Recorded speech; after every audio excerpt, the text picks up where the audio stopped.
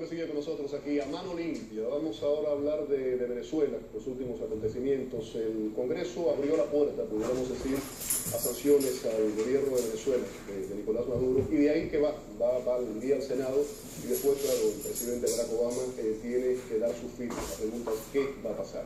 Vamos a hablar del tema, los últimos acontecimientos, y hacer un análisis general de la política latinoamericana y cómo se han comportado los gobiernos latinoamericanos, no solamente con lo que ocurre en Venezuela, sino con otras dictaduras en América Latina, dictaduras de izquierda específicamente. Tengo conmigo de invitado especial, hoy aquí a mano limpia, a Raúl Díez Canseco Terry. Le doy la bienvenida, ex vicepresidente de Perú durante el periodo 2001-2006, con Alejandro Toledo. Muchísimas gracias por estar con nosotros. Además de eso, él es fundador de San Ignacio College. Bienvenido, buenas noches. Buenas noches. Gracias por estar con nosotros, y también al periodista venezolano, editor de infociudadano.com, Fernando Núñez Lora. Fernando, bienvenido al programa. Está hablando un poco de los últimos acontecimientos, lo que ha estado ocurriendo en Washington. Y quiero preguntarle, vicepresidente, ¿las sanciones en general cree que pueden ser una vía de presionar al gobierno de Nicolás Maduro, o todo lo contrario?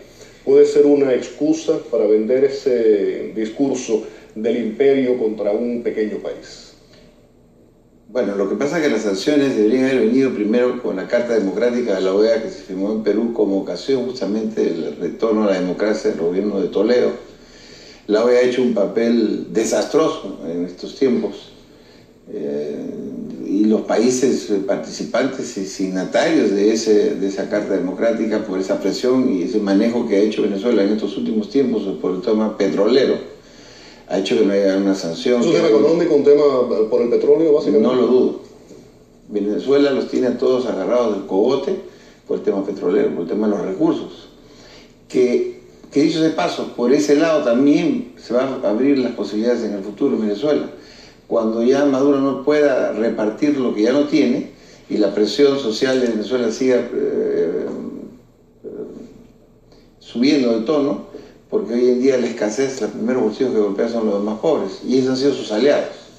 Yo creo que la presión social de Venezuela va a llegar a términos desbordantes, y que por ahí va a haber, sumado a la juventud venezolana que ha decidido tomar acción, como fue en el caso de Perú cuando se cayó Fujimori.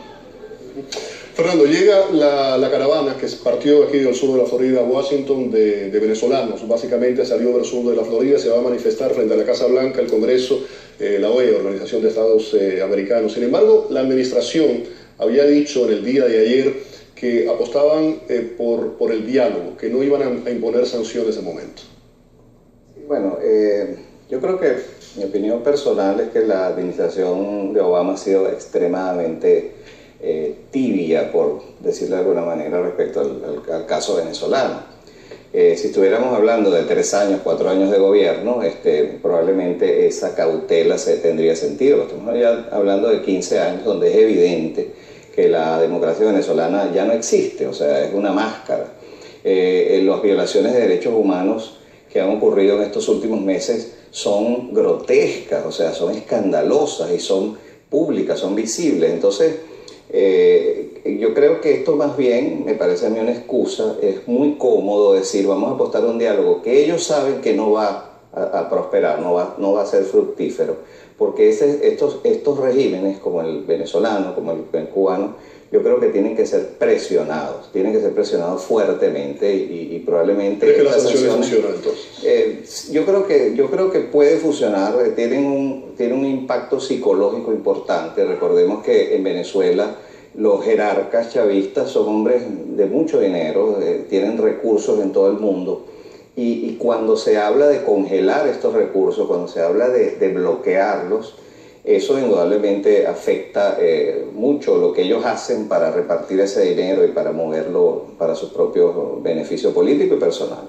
Vamos a echar un vistazo a lo que ocurrió hoy en el país, en Venezuela. Hoy continuó la violencia, y vamos a ofrecerles las dos versiones, los dos ángulos. Primero, qué es lo que dice el gobierno, y también reacciones de la oposición, específicamente de una estudiante. Vamos a comenzar con lo que dice el oficialismo sobre la denuncia de que 3 policías fueron baleados. Fueron impactados de bala 3 jóvenes de la Policía Nacional Bolivariana, 24 años cada uno de ellos. El joven oficial que fue asesinado por este guarimbero, por este asesino, francotirador, con un tiro en el cuello, responde al nombre de Jorge Esteban Colina Tobar, 24 años. A la familia Colina, a la familia Tobar, nuestra bendición. Ese es un ángulo. Ahora vamos con el otro, el testimonio de una joven que fue vejada, fue una joven estudiante que fue golpeada y relata lo ocurrido. Mi nombre es Angélica Inés, estudiante de la Universidad Católica del Táchira. Me encuentro detenida en este momento en el Hospital Central de San Cristóbal. Me están haciendo exámenes médicos porque mi salud es mi estado de salud es muy débil. Tengo golpes en todo el cuerpo, moretones. Estoy esposada en una cama como si fuera una delincuente. Soy estudiante y mi único delito es querer un mejor país. Todo lo que está pasando, parte de la culpa del por qué estoy aquí esposada, es por las autoridades de la Universidad Católica del Táchira que cerraron las puertas y no pude refugiarme dentro de mi propia universidad. Yo quiero denunciar que estoy esposada, que estoy maltratada, que me han amenazado. Sé que cuando llegue al cuartel, al comando, puede ser que me regañen, puede ser que pase algo. Yo quiero salir de aquí porque yo no soy una delincuente. Ahí tenían su denuncia, su testimonio, vicepresidente. Anteriormente mencionado a la OEA, Organización de Estados Americanos. Las organizaciones latinoamericanas han quedado bien paradas en esta crisis de Venezuela. Me refiero no solamente a la OEA, a UNASUR, o se demuestra que muchas de ellas, UNASUR específicamente, tienen un color político determinado. No, yo definitivamente pienso de que Chávez hizo un buen trabajo para efectos de esas organizaciones. Compró conciencias. Definitivamente. El valor del petróleo, mi amigo, es muy importante.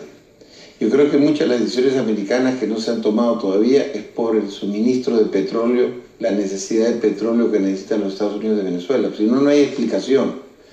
Estados Unidos tomó la OEA en esa época, nunca me voy a olvidar, al embajador de entonces, a Luis Lauredo, brillante embajador del gobierno del presidente Clinton en la OEA. Él fue que orientó a la OEA con el voto americano en la exigencia de ir a una asamblea constituyente en el Perú y le hizo ver al mundo y a los Estados Unidos en particular que lo que había en el Perú era cualquier cuento de democracia menos democracia. Bueno, lo que está pasando en Venezuela es 100 veces peor de lo que pasó en el Perú. Yo todavía no entiendo cómo los países que queremos la democracia no nos hemos solidarizado con Venezuela adecuadamente. Y solidarizar significa sanciones y de todo tipo. Ahora, hay una doble moral en nuestra América Latina. Ninguna dictadura es buena. Tanto las dictaduras de derecha como de izquierda son criticables. Sin embargo, hay un doble discurso. Se critica terriblemente, vamos a la historia de Chile, de otros países, las dictaduras de derecha. Sin embargo, a las de izquierda se las deja hacer. ¿Por qué? Vemos el caso de Fidel Castro. Fidel Castro estuvo precisamente en Chile, firmó toda una serie de documentos en los que se hablaba del respeto a los derechos humanos, se hablaba de democracia, y eso nunca nadie lo ha cumplido, y nadie le ha exigido que se cumpla. Por eso la Carta Democrática de la OEA tampoco funciona. Pero creo que nunca estuvimos peor representados los países americanos por la OEA como el día de hoy. Y por eso la aprovechó para hacer su famosa INASUR, el presidente Chávez. Porque si la OEA hubiera tenido un rol activo, importante, como sí lo tuvo en el gobierno del Perú, donde hasta Canadá sacó la cara por el Perú de repente no hubiera podido recuperar su democracia como la recuperó. Pero creo que parte de esto también está sucediendo porque los venezolanos no están suficientemente unidos. En el Perú se hizo la marca de los 4 suyos que lideró el presidente Toledo y estuvieron las izquierdas, las derechas, todo el mundo en la calle, obviamente sin la violencia que se ve en Venezuela, y el gobierno de Fujimori cayó. En Venezuela, lastimosamente, el dictador lo que hace romper los sectores de la democracia por los diferentes planteamientos y negocios que hay en el camino, los intereses creados. Fernando, rápidamente, ¿cómo ve el comentario que estaba haciendo el vicepresidente? Bueno, estoy de acuerdo, sí. Yo siento que respecto a por qué las dictaduras buenas, las malas, Creo que la izquierda siempre ha tenido lo que yo llamo una buena prensa en Latinoamérica. Esa solidaridad con los pobres. Y venden muy bien su causa. Me venden muy bien porque es muy propagandística, es poco efectiva en la realidad. Y yo creo que también se debe un poco a que los Estados Unidos no ha tenido un interés y una acción realmente efectiva para romper esa mala prensa que siempre ha tenido y que le ha creado precisamente la izquierda. Entonces, esa conjunción de cuestiones hace que la derecha o lo que no es izquierda está relacionado con las oligarquías, con la explotación, etcétera, cuando es una cuestión meramente propagandística, diría yo, una cuestión de percepción. Tengo que irme, pero antes quiero comentar rápidamente. Usted, además de político, ha tenido una vasta labor en el mundo académico y ha trasladado eso aquí al Doral, al sur de la Florida.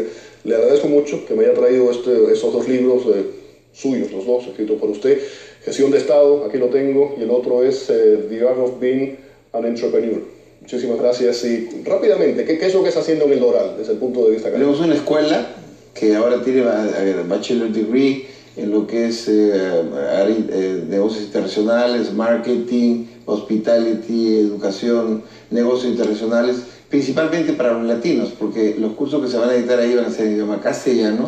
Tenemos la facilidad de la visa F1 para que puedan los ciudadanos de cualquier parte del mundo venir a estudiar a los Estados Unidos, y somos una escuela tipo boutique, pequeña, muy emprendedora para responder a la necesidad y a lo desfases que hayan en los sistemas educativos.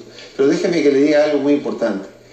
En esa época de las izquierdas había mucha gente pobre en la América Latina.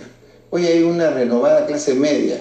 Yo creo que esos mensajes de las izquierdas de esa época no se pueden vender ahora. ¿Sabes por qué? Es un mensaje obsoleto. Porque ese que no tenía propiedad, que no tenía su carrito, que no tenía su kiosquito, el molientero, ya lo tiene. Esos mensajes trastornados de la izquierda hoy en día no se pueden vender en el mundo. Por eso no se explica lo que está pasando en Venezuela. Le agradezco mucho que haya estado con nosotros en el programa también, Fernando. Muchísimas gracias.